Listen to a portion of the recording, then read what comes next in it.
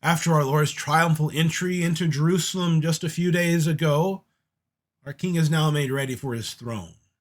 He's given a scarlet robe, a crown, a scepter. He's hailed as king. But hold on, details matter. Our king is delivered to be crucified into the masters of cruelty that were Roman soldiers. After they whip him, they strip Jesus and put a scarlet robe on him. Now, scarlet is the color of royalty. They place a crown upon his head, but this is no jeweled piece of metal. It's thorns twisted together. I doubt seriously any care was taken to place it carefully, and I wouldn't be surprised if they made sure it was jammed into his scalp. A symbol of power is given to Jesus, a reed that resembled a scepter. Then the king is mocked.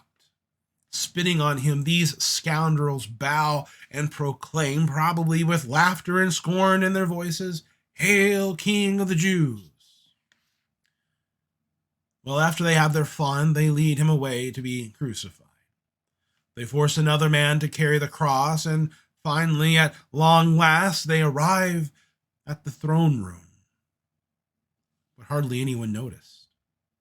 Jesus is crucified at Golgotha, the place of a skull. It's a hill that was shaped and looked like a skull.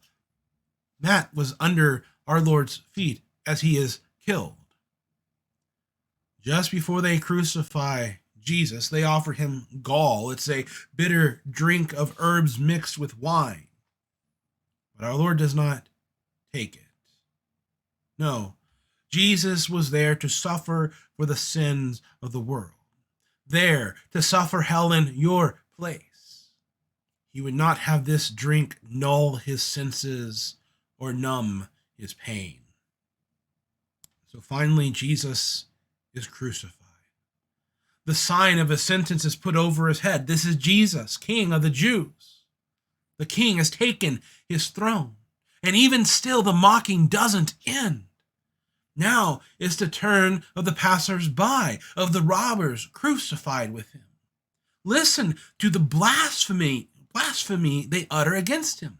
Here, even here at the cross, the devil tempting him. You who would destroy the temple and rebuild it in 3 days, save yourself. If you are the Son of God, come down from the cross. Alas, for Jesus to rebuild the temple in 3 days, he first had to be destroyed. And notice, their assumption is that he would seek to be self-preserving. They think that surely if this man was the Son of God, he'd use his power to save himself. Of course, the chief priests and elders have their own turn in mocking Jesus. He saved others. He cannot save himself. He is the King of Israel. Let him come down now from the cross, and we will believe in him. He trusts in God. Let God deliver him now if he desires him, for he said, "I am the Son of God." Now, the reality is they don't believe he saved others. If they did, they would already believe in him. And since many of them still, after the resurrection, refuse to believe, they're lying about what they would believe if he were to come down off that cross. Here, the teachers of the law understand so little of what they were experts in, they don't see the fact that Jesus is God, and it is precisely because he is the Son of God that he doesn't come down from the cross. In order to save you, he cannot save himself. Now, God would have been just to zap every one of those blasphemers right there. But in his mercy, on the cross, listening to them utter all these things, he is winning forgiveness for them, for all who have, all who will sin against him. They may not trust in him for this salvation, but from Judas to Pilate, to the people here mocking, The battle is being waged on your behalf.